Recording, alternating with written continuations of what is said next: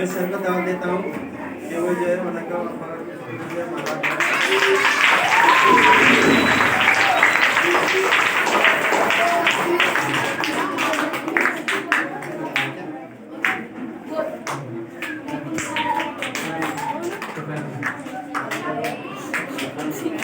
लकड़ी लेना सकते हैं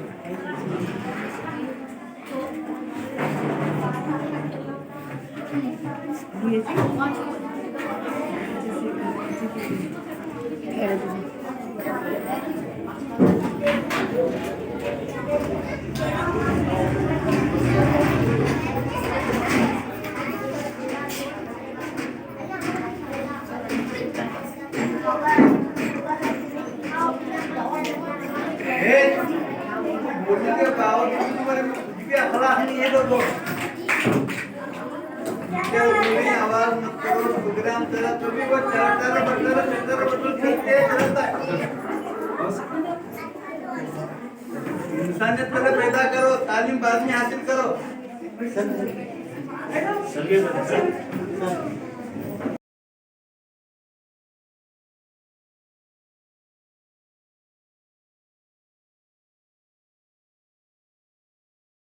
अंदर हाथ उठाओ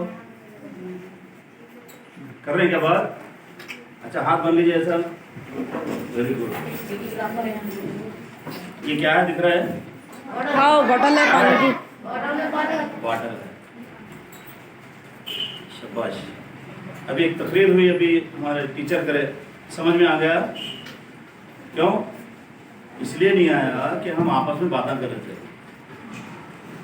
अब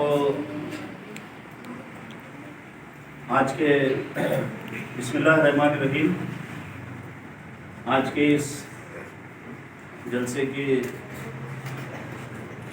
मेहमान खुसूसी हेडमास्टर साहब मौलाना आज़ाद और प्राइमरी स्कूल के हेडमास्टर असद सलीम साहब कन्नड़ा सर और मेरे दोस्त रशीद अहमद साहब यहाँ के मुअल्लिमात उर्दू कन्नड़ा दोनों स्कूल के फिर यहाँ जो पेरेंट्स आए हुए हैं और प्यारे बच्चों मेरी आवाज़ सुने आ रही है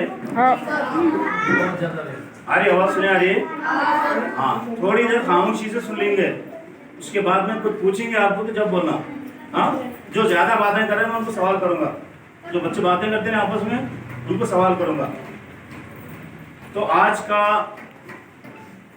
दिन अभी हमारे असद सलीम साहब ने बताया मुसलसिल 2-3 दिन से हम कुछ ना कुछ प्रोग्राम करते आ रहे हैं और हर प्रोग्राम के पीछे एक मकसद होता है आज का जो हमारा जलसा है कौन सा दिन मना रहे हैं आज हम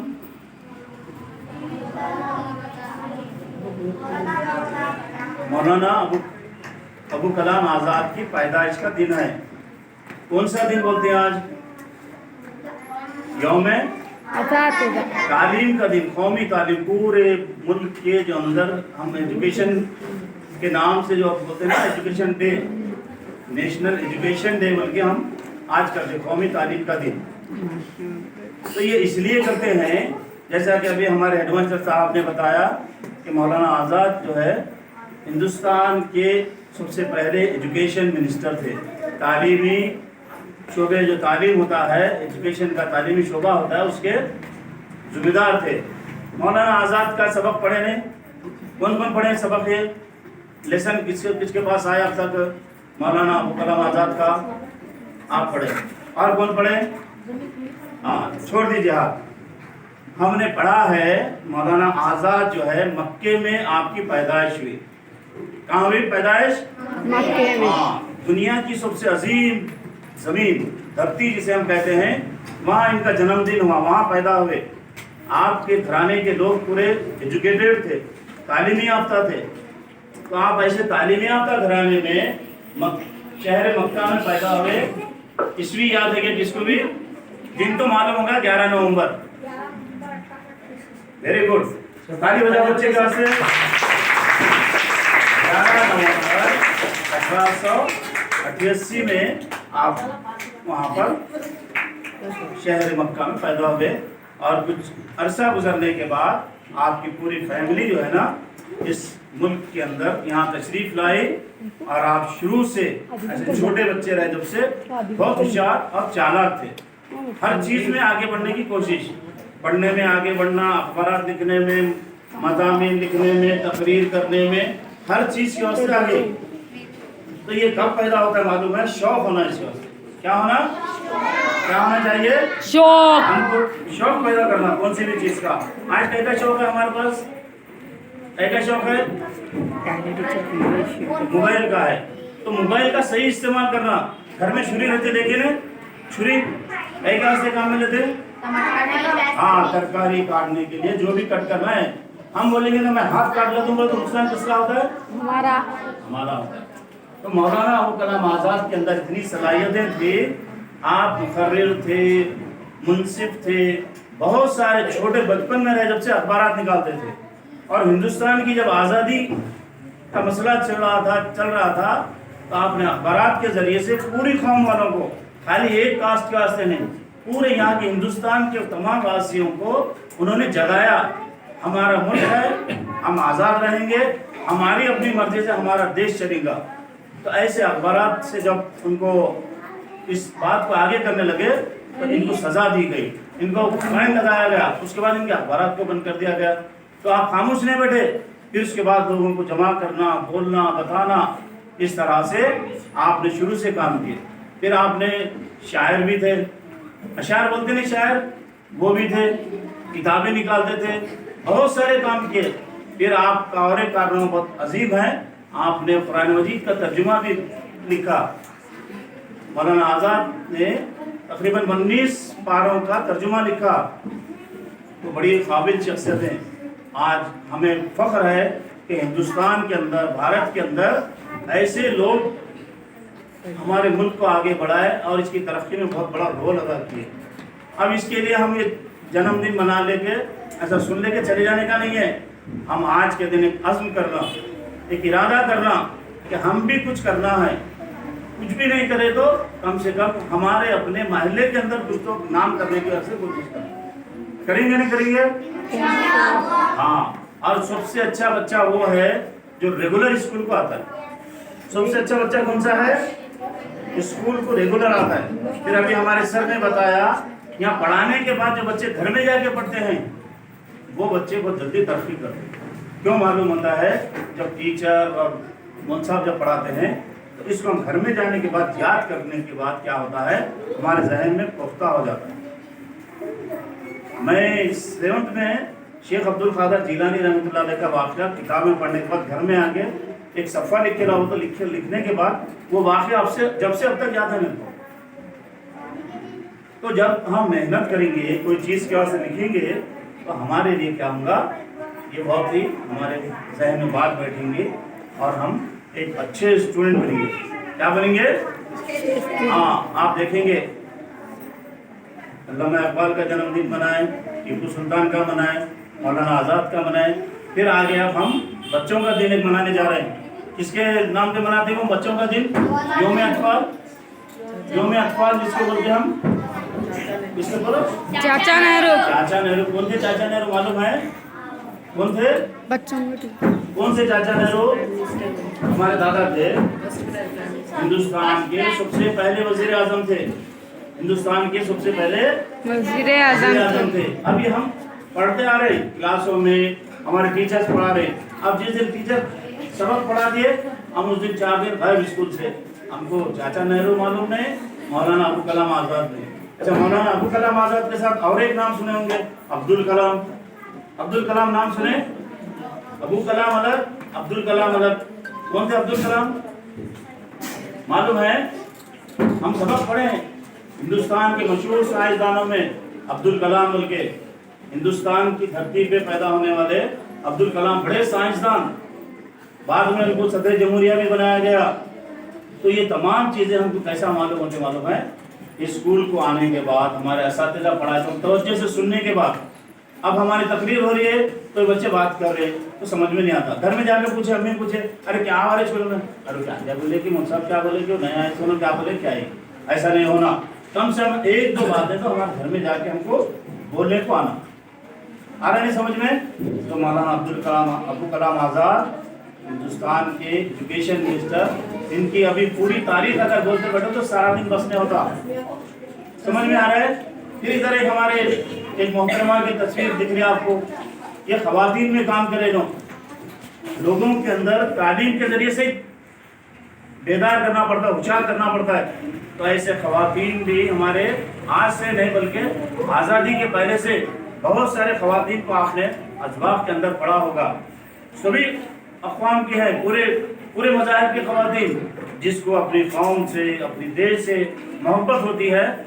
मौलाना आज़ाद ने एक बड़ा अच्छा जुमला बोला, आपने व्हाट्सएप पर देखा होगा, जो अपने लिए जीता है वो जिंदा चलती फिरती लाश है, जो दूसरों के लिए जीता है उसका जीने का एक मकसद होता है।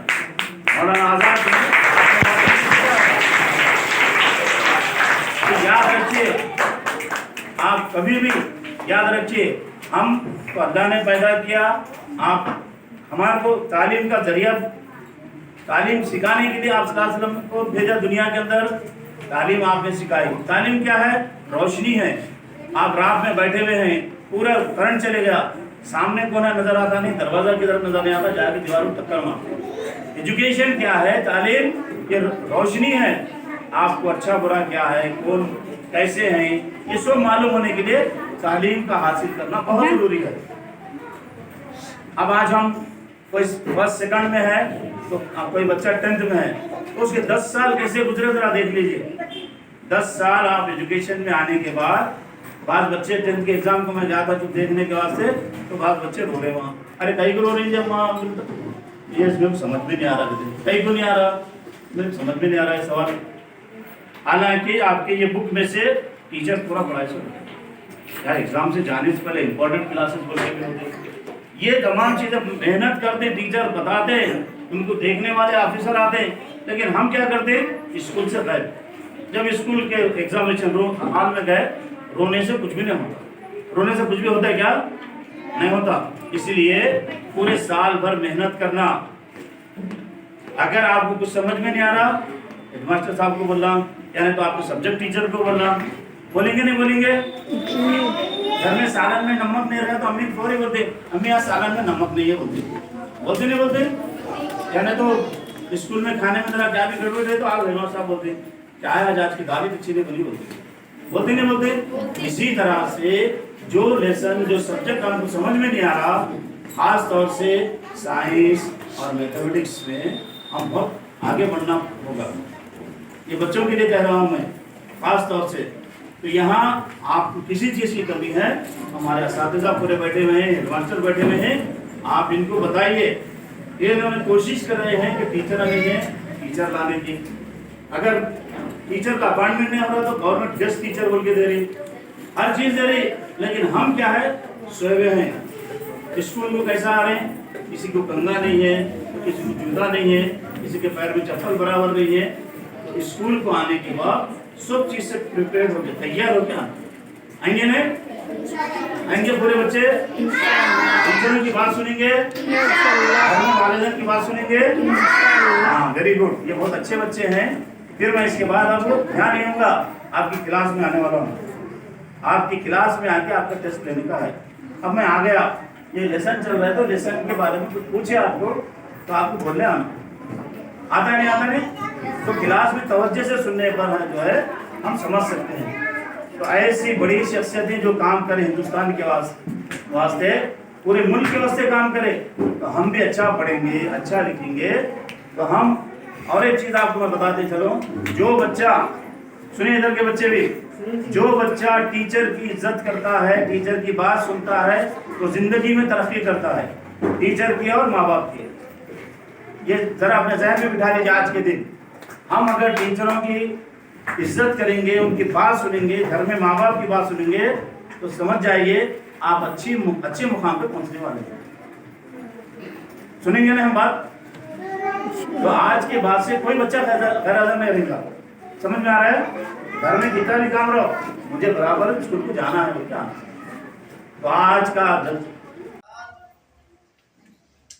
पढ़ने के लिए किताबें जो है ढूंढ कर लाइब्रेरी से लाते, उस जमाने में शराबों में जैसे कि तेल डालकर शराब करते थे, ये लाइट नहीं था, लाइट नहीं, तो घर के अंदर चराग जलाते थे, गैस का तेल और मीठे तेल की बत्ती जला। तो उस जमाने में गैस का तेल और मीठे तेल की बत्ती अगर जलाना है तो रात भर नहीं जलाते थे। क्या रात भर जो है बत्ती नहीं जलाते थे, बल्कि क्या करते थे, 7 बजे से लेकर मगरिब की अज़ान से लेकर इशा तक बत्ती जलाना, उसके बाद बत्ती भूल कर लेना, बुझा लेना। तेल महंगा, मीठा तेल महंगा, गैस का तेल महंगा, सब महंगा, तो भूल कर देना। मौलाना अबू कलाम आजाद जब पढ़ते थे तो वो क्या करते थे, अपने पुराने किताबें दूसरी क्लास के बच्चों को बेचते थे, बेचकर मोमबत्ती लाते थे। जैसा हम पुराने किताबें बेचकर जाम खरीदते, क्या खरीदते, जाम खाने के लिए जाम, मगर वो काम नहीं करते थे, बल्कि वो किताबें बेचकर घर में मोमबत्ती लाकर पढ़ते थे। रात में एक किताब पढ़े बगैर सोते थे। मौलाना अबू कलाम आजाद रात में एक किताब, पुराने किताबों को, पुराने कपड़ों को बेचकर, अपने पुराने कपड़े बेचकर मोमबत्ती लाकर जो है तालीम हासिल करते थे। और रात में सब सोते थे, वो जो है सिर्फ पढ़ते थे, उनके माँ बाप सो जाते थे और वो पढ़ते थे। उनकी अम्मी इतना मोहब्बत करते थे, इतनी मोहब्बत करते थे, उनकी माँ की ये ख्वाहिश थी कि मेरा बच्चा हिंदुस्तान का एक मशहूर इंसान बन जाए, मेरा बच्चा, मेरी जिस सरजमीन के ऊपर मेरा बच्चा पैदा हुआ मक्के के अंदर, और वो लड़का सारे हिंदुस्तान में एक मशहूर इंसान बन जाए। और उन्होंने ऐसी तालीम हासिल की, ऐसी तालीम हासिल की, दुनिया में उनके मुकाबले में आज तक कोई बोलने वाला, कोई तकरीर करने वाला पैदा नहीं। मैंने उनकी तकरीर को वीडियो क्लिप पे सुना, उसके बाद सेकंड जो है कि मैंने अटल बिहारी वाजपेयी की तकरीर सुना। अटल बिहारी वाजपेयी भी बहुत टफ टू टफ जो है तकरीर करते थे। इसी तरीके से वो क्यों तकरीर करते थे, उसका एक ही मफहूम था कि वो किताबें ज्यादा पढ़ते थे, लाइब्रेरी के किताबें लेके जाते थे स्कूल से। बच्चे लाइब्रेरी की किताबें लेके जाकर वो जो है इल्म हासिल करते थे, जनरल नॉलेज हासिल करते थे। इसलिए जहाँ भी तकरीर करते थे, सारे हिंदुस्तान के लोगों को जगा देते थे, और सारे हिंदुस्तान के लोग आजादी के अंदर उनके पीछे जो है गांधी जी, मौलाना अबू कलाम आजाद और जो पंडित जवाहरलाल नेहरू के पीछे रहते थे। गांधी जी तकरीर करने से पहले मौलाना अबू कलाम आजाद तकरीर करते थे, तो सारे लोग ऐसा सन्नाटा छा जाता था कि ये वैसे कि एक्चुअली जो है कि वो सीन जो है सामने हमारे हो रही है, तो इस तरीके से इनको चांस देते थे। उसके बाद गांधी जी तकरीर करते। प्यारे बच्चों, हम इसलिए आज जन्मदिन मना रहे कि फोटो को खुला बिना चले जाना नहीं है, वैसे हम स्पीच ना बनना, वैसे तकरीर करने वाले बनना, वैसे जो है कि देश के एक मशहूर इंसान बनना बोलकर हम ये इनकी फोटो को हम जो है कि मालार्पण करें, इनके वैसे बनना बोलकर। इसका ऐसा लगा नहीं रहता तो मैं ये फोटो को घर में लेकर को खुला बिना को घर में बैठ जाता था, मगर तुमको भी ये याद दिलाना है कि हमें बनना है तो इन जैसे लेडीज जैसे और जो है जेट जैसे ऐसे बनना है, जो है उनका जन्मदिन मना। प्यारे बच्चों, मैं इतना कहते हुए अपनी बात यहीं पे खत्म करता हूँ। आज से जो है कि किताबें होने के ऊपर आजकल 50% हम गर्ल्स को एजुकेशन इसी वजह से दे रहे गवर्नमेंट, इनकी एक एक मॉडल लेडीज आए थे, बोले तो लेडी आए थे, पढ़ने के ऊपर भी उसमें ये थे। उस वजह से हम कभी भी तालीम पढ़ना है तो मन से, और सर बोले जैसा पहले हुनर सीखना, हम घर से हुनर सीखते। हमारे फर्स्ट गुरुजी कौन रहते, हमारे माता जी रहते, हमारे माता पिता पहले हमारा गुरुजी रहते, उनके साथ हमारे टीचर्स गुरुजी रहते। हम कभी भी टीचर आए बोले तो फर्स्ट रेस्पेक्ट देना, साइलेंटली बैठना, वो फर्स्ट मेहनत रहता है आपका बच्चों का। एजुकेशन इसी वजह से देते हैं कि हम बच्चों को अच्छा तालीम देंगे, अच्छा आगे फ्यूचर में IAS IPS बड़े बड़े बनने दे बोल के इस वजह से हम तालीम देते हैं। तुम भी मन से और दिल से पढ़ना, पढ़ाई करना।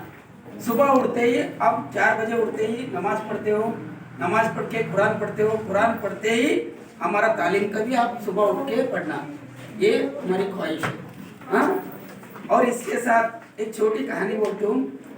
सर एक दरगाह है ना इधर, हमारा फैजपुर का बहुत फेमस दरगाह है, दिखाने के लिए बहुत लोग आते हैं।